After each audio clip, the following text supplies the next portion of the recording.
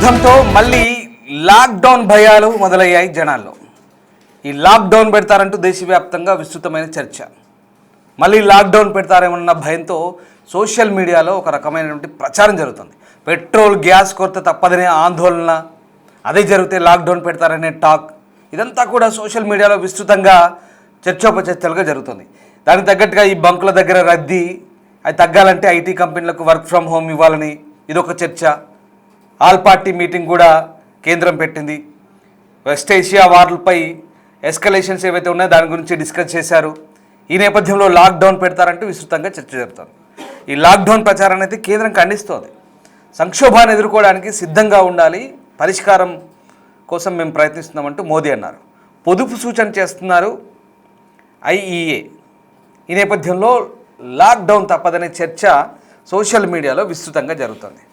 అసలు నిజంగా సోషల్ మీడియాలో జరుగుతున్న చర్చ, ఇటీవలి కాలంలో సోషల్ మీడియాలో ప్రతి అంశాన్ని కూడా ఏదో రకంగా చర్చకు దారితీసే విధంగా చాలామంది ఆసక్తి చూపుతున్నారు.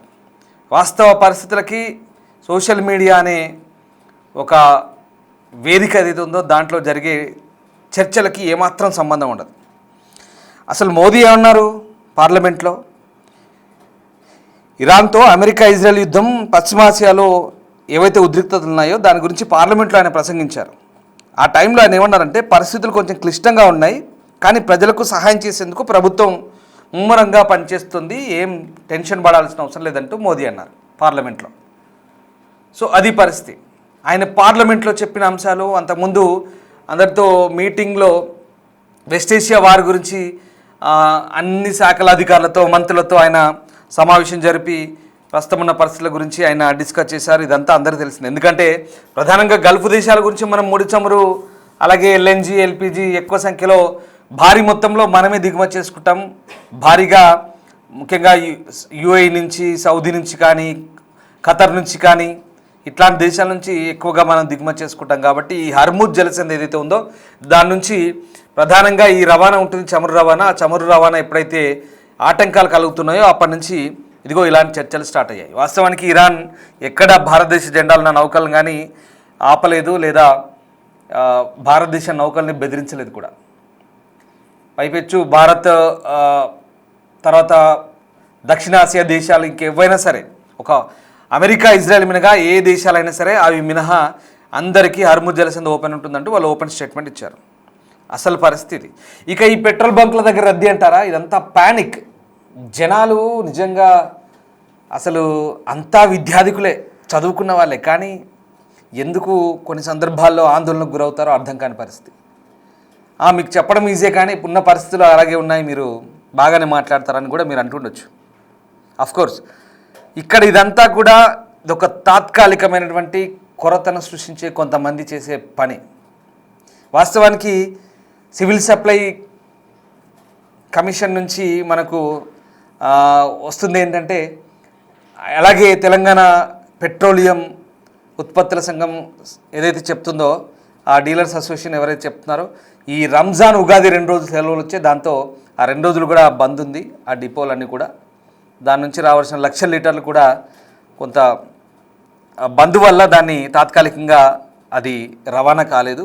దాంతో తర్వాత ఏర్పడ్డ కొంత కొరత అని చెప్తున్నారు. ఇంకా దీంతో పాటు కొంతమంది పుకార్లు, అప్పుడే నో స్టాక్ బోర్డులు ఉన్నాయి లేదా ఇతరత్ర కారణాలంటూ. వాస్తవానికి ఇక్కడ ఏమవుతుందంటే ప్యానిక్ అవుతున్నారు జనాలు. ఇప్పుడు గ్యాస్ కూడా అదే, మొన్న ఒకసారి ప్యానిక్ బుకింగ్ గ్యాస్ విషయంలో ఏమైంది, ఇంకా గ్యాస్ దొరకదేమో, అక్కడ హర్ముజ్ మూసేస్తారు, ఇక గ్యాస్ దొరకదేమో, ఒకటేసారి వరుసగా బుకింగ్ చేయడం, ఒకటి బుక్ చేయగానే మళ్ళీ చేయడం, ఇలా ఒక్కసారి అవసరానికి మించి బుక్ చేస్తున్నారు గ్యాస్ అక్కడ. దాంతో అది స్టక్ అయిపోయి, జామ్ అయిపోయి ఎవరికి బుకింగ్ కాని పరిస్థితి.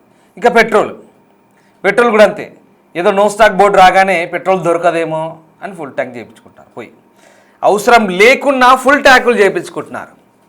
నాకు అర్థం కాని పరిస్థితి. చాలామంది, మళ్ళీ అదే చెప్తున్నాను, ఇంటలెక్చువల్స్, విద్యార్థికులు, బాగా సబ్జెక్ట్ ఉన్న వ్యక్తులు చాలామంది అంతా కూడా well educated employees. Full tank చేయించుకుంటే ఎన్ని రోజులు వస్తుంది మీకు? ఎన్ని రోజుల పాటు తిరుగుతారు? ఒకవేళ నిజంగా మీరు అనుకుంటున్నట్టు బంద్ అయితే కనుక సరే కొద్ది రోజులు ఉపయోగపడుతుండొచ్చు, 4 రోజులు, వారం రోజులు, మనం తిరిగేదాన్ని బట్టి మీరు పొదుపు చేసుకుంటే నెల రోజులు కూడా రావచ్చు ఒక్కొక్కరికి, దాన్ని చెప్పలేము. కానీ ఈ అనవసర వదంతులను నమ్మి అక్కడ ప్యానిక్ అయ్యి వెళ్ళి ఫుల్ ట్యాంకులు చేసుకోనికి పెట్రోల్ బంకుల కాడ లైన్లు కట్టడం, మిగతా వాళ్ళకి ఏమవుతుందంటే విపరీతంగా ట్రాఫిక్ జామ్ అయిపోయి అక్కడ రోడ్ల మీద పెద్ద న్యూసెన్స్ తయారవుతుంది. పౌర సరఫరాల శాఖ ఒకటే చెప్తోంది, భారత ప్రభుత్వం ఒకటే చెప్తుంది, రాష్ట్ర ప్రభుత్వం కూడా స్టేట్మెంట్ ఇచ్చింది. ఎక్కడా ఏ కొరత లేదు, గ్యాస్ కొరత లేదు, పెట్రోల్ కొరత లేదు, డీజిల్ కొరత లేదు. మంచిగా వినండి, ఏ కొరత లేదు, అన్నీ పుష్కలంగా ఉన్నాయి, సరిపోయేంత ఉన్నాయి. పుష్కలంగా అంటే సరిపోయేంత ఉన్నాయి. ఇప్పటికిప్పుడు వచ్చిన ప్రమాదం ఏం లేదు, భవిష్యత్తులో కూడా ఆ ప్రమాదం ఉండకపోవచ్చు. భారతదేశానికి, మన రాష్ట్రానికి కాదు, మొత్తం దేశానికి లేకుండొచ్చు. అనవసరంగా ఎందుకు గాబరపడి ఆందోళన చెంది పెట్రోల్ బంకుల దగ్గర పోయి, అసలు ఆ పెట్రోల్ బంకుల దగ్గర లైన్ చూస్తుంటే, వాళ్ళ ఆరాటం చూస్తుంటే నిజంగా విచిత్రంగా అనిపిస్తోంది. ఏంటి జనాలకి ఒక్కోసారి ఇలా పుకార్లు వదంతులు నమ్మి ఏమవుతుంది, ఎందుకు ఇలా ప్యానిక్ అవుతారో అర్థం కాని పరిస్థితి. ఇది సంగతి. ఇంకా దానికి ఇప్పుడు మోదీ గారు ఏమన్నారు, ప్రధాని పార్లమెంట్లో సంక్లిష్ట పరిస్థితులు వస్తే ఇట్లాంటి సిచ్యువేషన్లో, లాక్డౌన్ లాంటి సిచ్యువేషన్ మనం ఎదుర్కొన్నాం.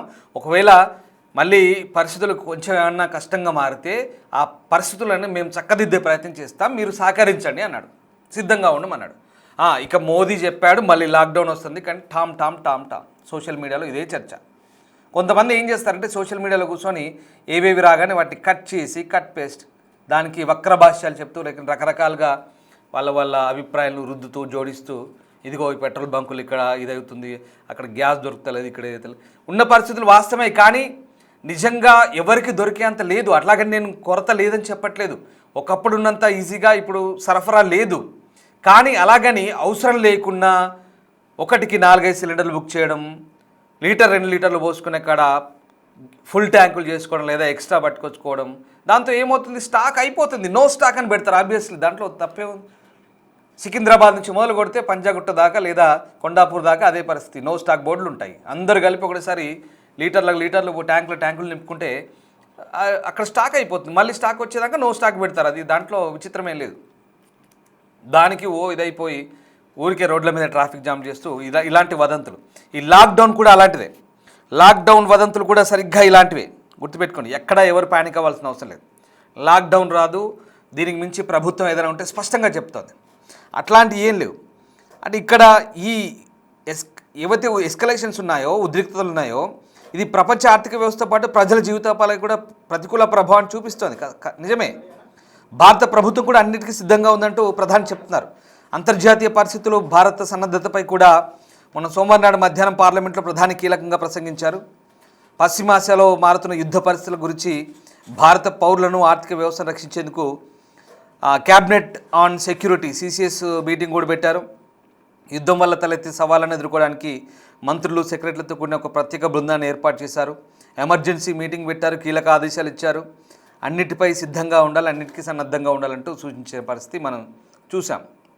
ఇక దీనికి మోదీ చెప్పింది ఒకటి, సోషల్ మీడియాలో జరుగుతున్న ప్రచారం మరొకటి. అసలు ఈ సోషల్ మీడియాలో కొంతమంది సోకాల్డ్ మేధావులు చేసే ఇలాంటి విస్తృత ప్రచారాలే ప్రజలను అనవసరంగా ప్యానిక్ గురి చేసేయడంలో ఎలాంటి డౌట్ లేదు. అనవసరంగా ప్రజల్ని గందరగోళానికి గురి చేసే ఇట్లాంటి పరిస్థితులు మన భారతదేశంలో కోకొల్లలుగా ఉన్నాయి. ఇదే కాదు, ఏదైనా ప్రజల్ని గందరగోళానికి గురి చేసే చర్చల్లో చాలా కొంతమంది అత్యుత్సాహాన్ని ప్రదర్శిస్తుంటే చూస్తుంటే నిజంగా ఆశ్చర్యం వేస్తుంది.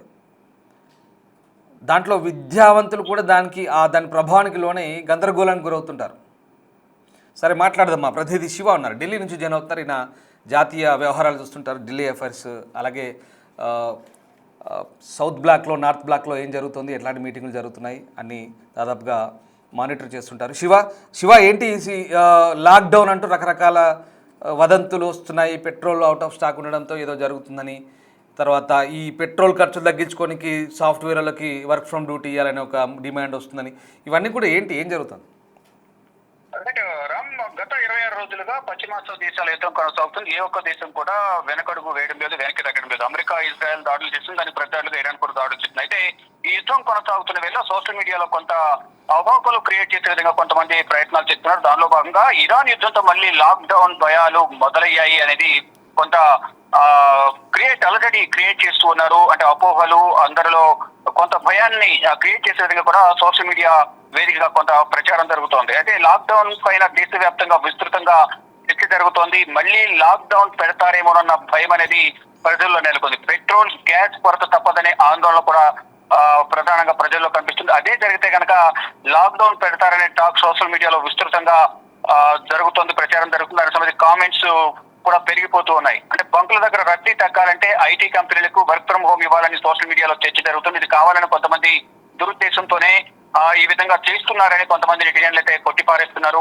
అందరిలో ప్యానిక్, భయం క్రియేట్ చేసే విధంగా కూడా వ్యవహరిస్తున్నారు. గతంలో కరోనా సమయంలో ఏ విధంగా అయితే లాక్డౌన్ విధించారు, ఇప్పుడు కూడా యుద్ధం వల్ల ప్రపంచ దేశాలకు ప్రభావానికి గురవుతున్నాయి. కాబట్టి ఇప్పుడు కూడా ఈ విధంగా ఫేక్ ప్రచారం అనేది కొంత జరుగుతోంది. దానికి సంబంధించి అకౌంట్స్ కూడా ప్రధానంగా ప్రభుత్వం చెక్ చేసి వాటిపై చర్యలు తీసుకునే అవకాశం కూడా ఉన్నట్లు కూడా ప్రభుత్వ వర్గాల నుంచి అయితే సమాచారం అయితే అందుతోంది. ఆల్ పార్టీ మీటింగ్ సైతం ఇప్పుడు ఈ రోజు కేంద్ర ప్రభుత్వం ఆల్ పార్టీ మీటింగ్ ఏర్పాటు చేసింది. సాయంత్రం 5 గంటలకు ఈ సమావేశం ప్రారంభమైంది. ప్రధాని Narendra Modi all party meeting ఆదేశాలు జారీ చేసిన నేపథ్యంలో రక్షణ శాఖ మంత్రి, విదేశాంగ శాఖ మంత్రి, పార్లమెంటు వ్యవహారాల శాఖ మంత్రి, పెట్రోలియం శాఖ మంత్రి వీరంతా కూడా సమావేశంలో పాల్గొన్నారు. ఇతర పార్టీలకు సంబంధించిన పార్లమెంటరీ 4 లీడర్లందరూ కూడా ఈ సమావేశానికి హాజరయ్యారు. ప్రజెంట్ సిచ్యువేషన్ ఏంటి అనే అంశాలపై పశ్చిమాసియాలో యుద్ధం కొనసాగుతున్న నేపథ్యంలో భారత ప్రభుత్వం చేపడుతున్న చర్యలు, ఇటు భారత్ పై ఎంతవరకు ప్రభావం ఉంది అనే అంశాలను గురించి ఇటు కేంద్ర మంత్రులు ఆల్ పార్టీ మీటింగ్ లో పార్టీ ఈ సమావేశానికి హాజరైన సభ్యులందరూ కూడా వివరించనున్నారు. ఇటు సభ్యులు కూడా వారి అభిప్రాయాలు కూడా ఈ ఆల్ పార్టీ మీటింగ్ లో తెలియజేయనున్నారు. అయితే పశ్చిమాసియాలో ఉద్రిక్తపై చర్చ నేపథ్యంలో ఉద్రిక్తపై చర్చ కొనసాగించేందుకు ఈ ఏర్పాటు చేశారు. ఇక లాక్డౌన్ పెడతారని విస్తృతంగా చర్చ జరుగుతున్న నేపథ్యంలో ఇటు కేంద్రం కూడా దీన్ని లాక్డౌన్ ప్రచారాన్ని ఖండిస్తోంది. ఎవరు కూడా ఎటువంటి దుష్ప్రచారం చేయవద్దు అంటూ కూడా సూచనలు చేస్తోంది. కానీ ఇది మితిమీరి ప్రచారం చేస్తే మాత్రం తగిన చర్యలు తీసుకునే అవకాశం కూడా ఉన్నట్లు కేంద్ర ప్రభుత్వ వర్గాల నుంచి కూడా సమాచారం అయితే అందుతోంది. అంటే సంక్షోభాన్ని ఎదుర్కోవడానికి సిద్ధంగా ఉండాలంటూ ప్రధాని నరేంద్ర మోడీ 2 రోజుల పాటు లోక్సభలో మరోవైపు రాజ్యసభలో కూడా ఈ పశ్చిమాసియాలో నెలకొన్న యుద్ధ పరిస్థితులు, దానివల్ల భారత్ ఎంతవరకు ప్రభావం పడుతుంది, ఆ ప్రభావం భారత ప్రజలపైన ఎంతవరకు ఉంటుంది అనే అంశాలపై కూడా ప్రధానంగా వివరించారు. మరోవైపు యుద్ధం జరుగుతున్న సమయంలో ఇటు యుద్ధం జరుగుతున్న ప్రాంతాలు పశ్చిమాసియా దేశాల నుంచి దాదాపు 3,75,000 మంది భారతీయులను స్వదేశాలకు తీసుకొచ్చారు. ఇరాన్ లో ఉన్న భారతీయులు కూడా 1000 మందిని తీసుకొచ్చారు. ఇప్పుడు హర్మజ్ జలసంధి వద్ద వివాదం కొనసాగుతున్న నేపథ్యంలో దానివల్ల ఈ ఎల్పీజీ కానీ మరోవైపు క్రూడ్ ఆయిల్ చమురు కొరత ఉండే అవకాశం ఉంది. కాబట్టి దానివల్ల తీవ్ర ప్రభావం పడే అవకాశం ఉంటుంది అనేది ప్రధానంగా అందరూ భావిస్తున్నారు.